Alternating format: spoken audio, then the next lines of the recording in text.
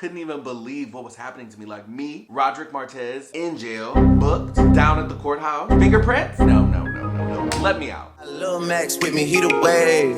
It's a big gap between us in the game. In the next life, I'm trying to stay paid. When I die, put my money in the... What's up, YouTube? It's RODERICMARTEZ back again for another video. And if you read the title, then you already know what this video is about. If this is your first time seeing my face on my channel, make sure you guys hit the big red subscribe button, like this video, and comment your thoughts down below, but only after, and I mean only after you actually watch the video, like the whole thing. I haven't done a story time in a long time, so I just decided, you know what, let's get back to my roots. I used to sit on the floor when I first started YouTube and talk about my experiences, or like sit on the side of my bed, whatever the fucking case. I used to sit on the floor and do this, and I wanted to give a story time because over the past 2 years, I've just gone through like a lot of different things that I feel like would be entertaining to you guys to listen to, and one, they're lessons to learn to, because I know damn sure I'm not doing this shit again. And yeah, so I guess I'm about to give you guys a story time of when my stupid ass got arrested. And yes, this is a true story. Everything in this story time is true. Looking back on it, it's very humorous, and when I get into the reason of why, it's gonna be very serious. But what I learned is that, not giving too much away, a lot of people I know got arrested for this same very thing. So yeah. Alright, so all of this took place, I wanna say it was in January of 2021. It was my last year, or my last semester of college. And all I can say is, outside of just like spending so much time with schoolwork, I was living it up. Like, I was partying every weekend. That's when I just started going to the gym. Like, I was really living it up. Like, my body was great. I thought that I was hot shit. So, you know, I was at all the little events in the city. I was having a jolly old good time. And, you know, then all of this happened. With that being said, I think I went to Houston for New Year's, then Atlanta for MLK. I was literally in my party bag. So I came back, and it's all starting to come back so clearly, but I came back from Atlanta after MLK weekend. I think it was like January 20th, something like that. It might have been like a Monday or Tuesday. That following weekend was January 23rd, 24th. That weekend was Brock's birthday. You guys know my friend Brock. So whole week I'm asking, you know, what do you want to do? What do you want to do? What's going on? He didn't really have any plans. So we go to this one kickback. That was cool. But basically what I'm getting at is we were just riding around the city. We were turning up. We were going to clubs. We were doing all of that. Like, it was just impromptu ass weekend. So there was really nothing solidified. Like, we were always on the move, always looking for a plan, blah, blah, blah, blah, blah. This weekend, I usually do not like things like that because I like to know where we're going, how long we're gonna be there, stuff like that. I like to know all the details.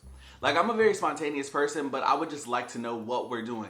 But with that being said, we didn't know what we were doing, so I drove my own car, which I usually do, and I will still always do, because I just like to be able to go and leave as I please. But that's important. We end up at this kickback, and I show up with my best friend Taj, and we have maybe, I think I had one drink, right? Had one drink, partying, then we end up going to this club in Detroit called the Woodward. If you've ever been to Detroit, or if you're from Detroit, then you know what the Woodward is. It's like the gay club in the area. Unfortunately, the club just recently burned down, like, completely. I heard that there was nothing left.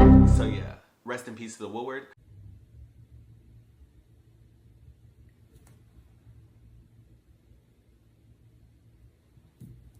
But that was fun, and I think I had one drink there. So, you know, me being 6'4" and a college student, I'm not thinking anything is going on. I don't even feel drunk, right? Also important. So we then end up going to an after party or after hours. If you guys are familiar with any like big city or the gay scene, you know that the party don't ever stop. Like, it doesn't stop until the next day.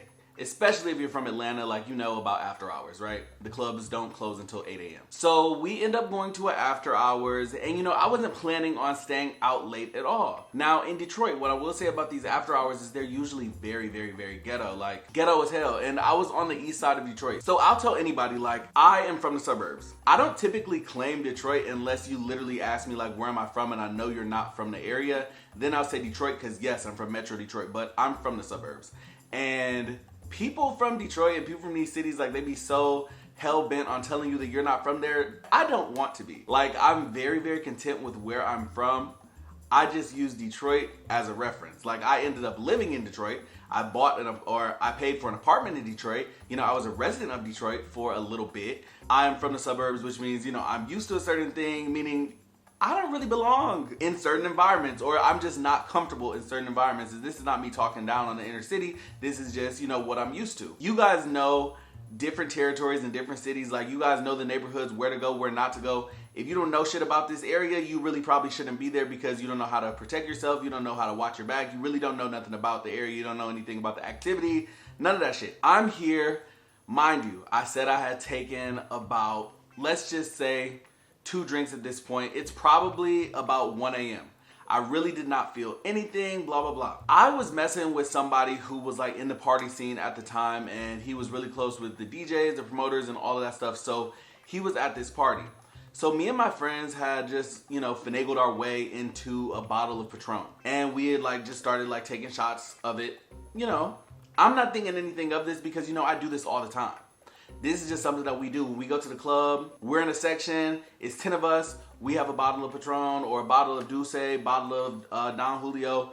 We're pouring everybody shots. For me, 6'4", 200 pounds at the time, I'm not thinking that 2-3 shots is gonna really do anything to me. By the time it is about 2:30, I'm ready to go. I'm not staying at the after hours all night because I had stuff to do the next day. I think I had to work or something, whatever the case.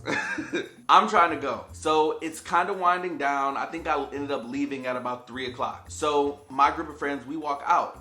And then we realize as we're walking out that everybody's car is broken into. Like, literally everybody's car is broken into. There's glass. And see, this is what I mean. When you go to certain parts of any city, crime, rah, rah, rah, like, this isn't a club that we were at. We were at an after hours. So it was an event space, probably on a street that's not used to having like multiple cars out there at any given time of the night. So, you know, the people who are, you know, criminals in that area, yeah, I'm running through these whips. I'm taking everything out because they're stupid. Like, I didn't want to be that stupid person. Luckily, my car wasn't one of the cars that got broken into, and I'm assuming it's because my vehicle was newer and maybe they thought that there was like some type of alarm. Nonetheless, I was gonna follow one of my friends home because when I did leave, I did notice, okay, Roderick, you know, you're in an area where you don't necessarily know. It's gonna be longer to drive myself home. So let me just follow my friend. And here's one of the key things. It was snowing very heavily. Like, if you guys know anything about Detroit, there are blizzards there. So it was snowing very heavily. You literally could not see street, like you could see down the street, but it was very vague. Like, the street lights, they were vague. Like, you had to literally be focused. So this is just not a good recipe. So everybody's car is broken into. I'm tipsy, not drunk, or so I thought. And I need to get home, or I need to get somewhere safe. And of course, I'm not about to leave my new ass car on the east side where everybody's car got broken into. So I'm like, okay, yeah, I'm about to follow my friend home. So I get in my car. He gets in his car with his broken window, and I'm following him. If you've ever followed anybody, especially in a big city, niggas do not know how to drive. They don't know how to drive at all. So he's speeding in the snow. And one thing I will say is, us people from up north and, you know, Detroit, we know how to drive in the weather. But like I said, I was tipsy and I knew I was tipsy. So I ended up losing my friend. And this is where everything took a turn for the worse. I ended up losing my friend, and I'm trying to figure out, okay, what do I do? How can I get home? Blah, blah, blah. So at this point, I don't know what happened, but at this point, I'm really feeling like, okay, I'm feeling nervous, I'm feeling anxious, and I'm also starting to like really feel drunk. So I decided to pull myself over, and I pulled off the road, and I made a few calls, trying to see, you know, who's available. But at this point, it's like 3:30. So, you know, if you're not out, if you're not like doing something, you're asleep. So nobody's answering the phone. So I say, you know what? I'm just about to sit here. And mind you, I wasn't on the east side of Detroit anymore. I'm about to go to sleep. I'm just about to go to sleep in my car. Worst mistake of my life. After no one answered the phone and I fell asleep, I don't know, I literally woke up to some knocks on the window. And when I tell you I was so upset because I just knew what it was when I woke up, but like I was perfectly coherent. It was a police officer. And I had never been in a situation like this. Like I do not really interact with police. Like, I mean, I think I might have told you guys what happened when I was younger and like my dad, like his process of like going to jail and all that stuff. And like, yeah, I dealt with police then, blah, blah, blah. But this is where the story, I guess, gets very serious, but also gets kind of funny. Police officer basically just asked me, have I, been drinking, blah, blah, blah, because clearly, you see this kid in my car with my little University of Michigan sticker. So, you're just thinking, oh, he's just a drunk college kid, blah, blah, blah, blah, which I was. At this point, it's 8 in the morning, so I'm honest. I just told the officer that I had to sleep in my car. I didn't tell him, I didn't give him any more information than he needed. I was just like, I just slept in my car. He insisted on doing, this test, like the sobriety test and all this stuff. If you decline a sobriety test, from my understanding, or at least how I interpreted the law or knew my rights or whatever that is, if you decline a sobriety test or, the walking or the breathalyzer, then they can suspend your license no matter if you were drunk or not. So me believing, okay, it's 8 o'clock, I'm not drunk, I don't feel drunk, I did the little breathalyzer. Another no-no. So when my little number popped up, it was above the legal limit. So of course, I'm sitting in my driver's seat, the car is on, and I just need the car on because it needed to be heated. Like I couldn't fall asleep in a blizzard in my car, So at this point, the officer is telling me that, I'm gonna have to go to jail and I'm gonna have to, be booked. Don't say that. And I said, but it's 8 in the morning and I'm not drunk. Officer like, blah, blah, blah, blah. So I'm pleading with them. I'm literally like, I can't go to jail, I don't do this. I'm not from here. Like, please just let me go home, blah, blah, blah. I can call my mom. I have school, I have finals, we just started the semester. I cannot go to jail. So at this point, I think the officer is like laughing. And I think then I even started pleading like, okay. Officer, you really cannot do this to me. Like, I can't go to jail because my dad is in jail. What would it look like to him if we end up being cellmates? Like, I literally started spinning the whole story. Like, I can't do this. Like, do you know who I am? Like, it was one of those. Like, I couldn't even believe what was happening to me. Like, me, Roderick Martez, in jail, booked, down at the courthouse. Fingerprints? No.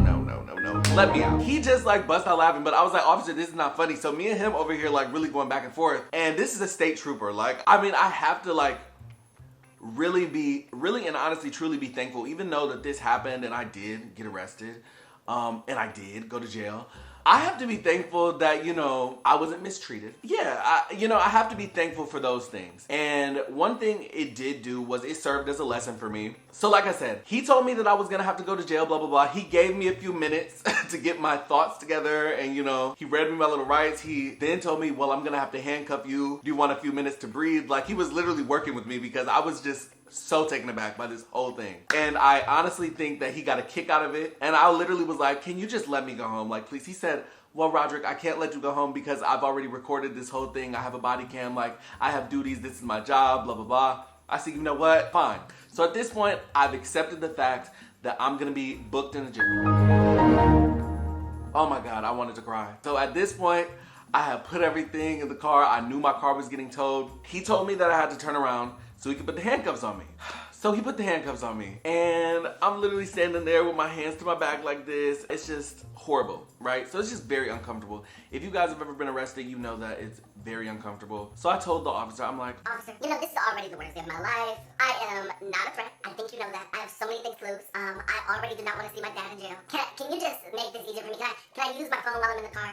Can you just take the handcuffs off, please? So he didn't end up taking the handcuffs off, but he did let me put the handcuffs on in the front.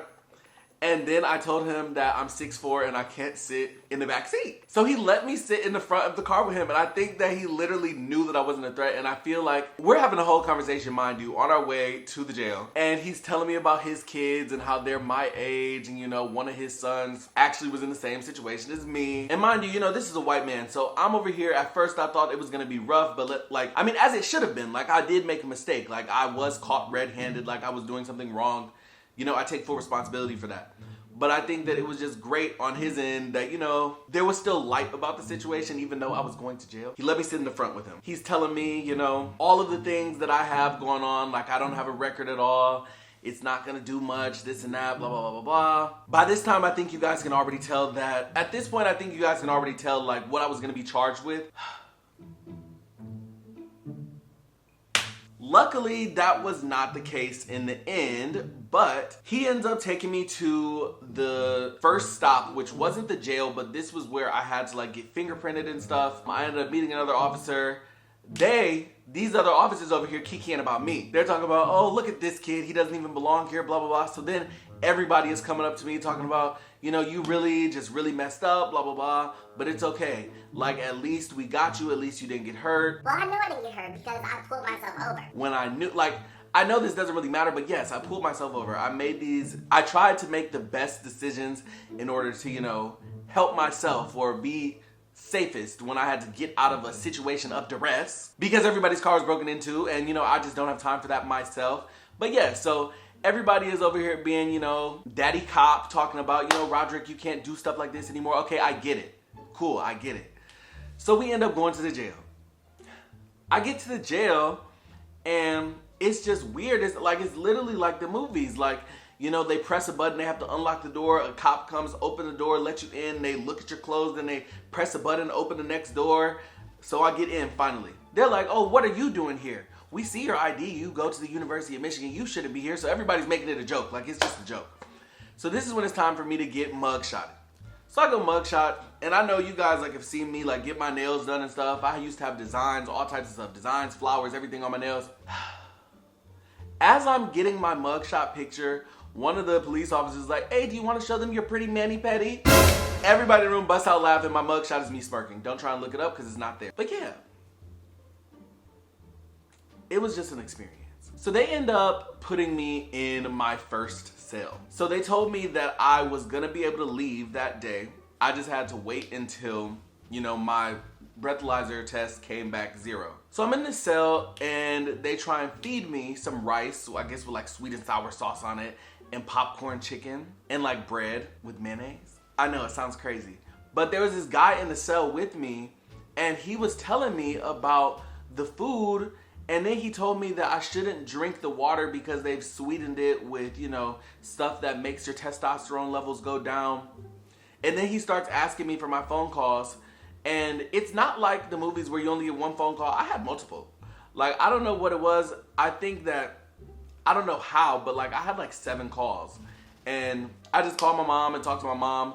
She wasn't necessarily mad at me. Actually, I'll show you the screenshots that I texted my mom when I was in the cop's front seat, because he told me as my hands were handcuffed to the front that I could use my phone. Like, he was like, get everything in order, blah, blah, blah. Just make sure you have somebody to come pick you up. So I said this to my mom. I was literally like, call the attorneys because I can't do this. I can go to jail, blah, blah, blah. They're going to charge me with X, Y, and Z. No. So at this point, this man in the cell is stressing me out. Like, you're telling me that these drinks are going to make my testosterone levels go down? For what? At this point, I think I was how old? I was 23. I don't need my testosterone levels to go down. I'm a young man. Like, I mean, I don't think I'm trying to, you know, ejaculate and procreate anytime soon, but you know that I don't need that. So he's stressing me out about that. He's asking me for my phone calls. I done gave him my food at this point because I knew I was getting out of there. So he can have the food. Don't want nothing. Actually, then they telling me I have to drink water. So at this point, I'm going over there to the faucet to get the water because I don't want my testosterone levels going down. So then the police end up calling me out. At this point, they just want to talk to me. They want to explain the charges, explain what's going to happen. This is when they tell me that, you know, I can go home at a certain point. The numbers just have to be down. And they ask for my address, X, Y, and Z. But then I just ask, can you please move me to a cell alone? Because I'm stressed out. So that's what they did. They end up moving me to a cell alone. I literally just laid down on this literally a hard brick. And I went to sleep. And yeah, I woke up. When I blew the thing again, it said that I was at 0.01, and at this point, I feel like they were playing with me. They put me in another room with multiple people, and then 30 minutes later, they came and got me and said I could go. So they literally just gave me all of my stuff, and yeah, they said I could go. I went home. That's pretty much it. Following that, just to let you guys know, I didn't end up getting charged. I got it reduced. And I think that was one because I had a good attorney. Second, I didn't have a record.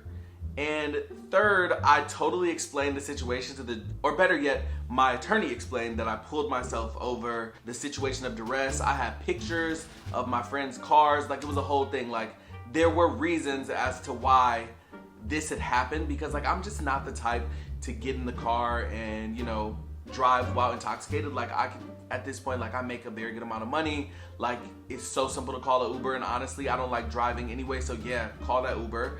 And this is my advice to you guys too. Like you could end your life or you could end somebody else's. Like it's really not worth it to get behind the wheel when you know you've been drinking a lot. I'm not gonna sit here and lie to you and say that I have never taken a drink or two and got in the car, because that would be a bold-faced lie. But what I will say, if you know that you're gonna have an evening of drinking, or you know that you are behind the wheel, 1-2 drinks at the maximum. At the maximum. There's no reason why you should like put your life in danger or put somebody else's life in danger. And chances are, when you go out to events like that, you have people riding with you. If you're driving like this, it's just no reason to. And I feel like there is so much pressure from like social media, or I wouldn't even say pressure, but just like everybody's like, oh, I'm the best drunk driver. Like, is that something that you want to like work to? Because you got people like me who, you know, get in this situation and they explain to the officer like, oh, I have this going for me, I have this going for me. Well, at the end of the day, like I could have ruined everything. I could have took everything that I had plus more away from somebody else and their kid, their father. Like when you think about the severity of the situation, that's what really makes you like want to cry. So, you know, I'm thankful for how it turned out and me not being charged with this. I got a way lesser charge. I didn't even have to do probation. Technically I did probation, but it was non-reporting. Like it was so simple. I think I literally paid in total like of like fees and all of that stuff.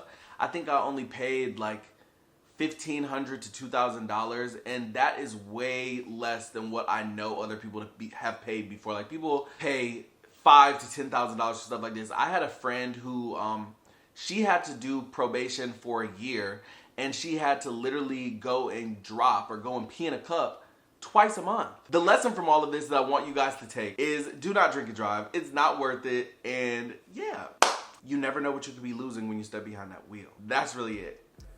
That is really it. Just don't do it. It's not worth it. So with that being said, if you guys made it to the end, thank you for watching. If this is your first time on my channel, let me know what you guys thought about the video down below in the comments section. Hit that big red button and subscribe, and also like this video. Alrighty guys, peace be unto you.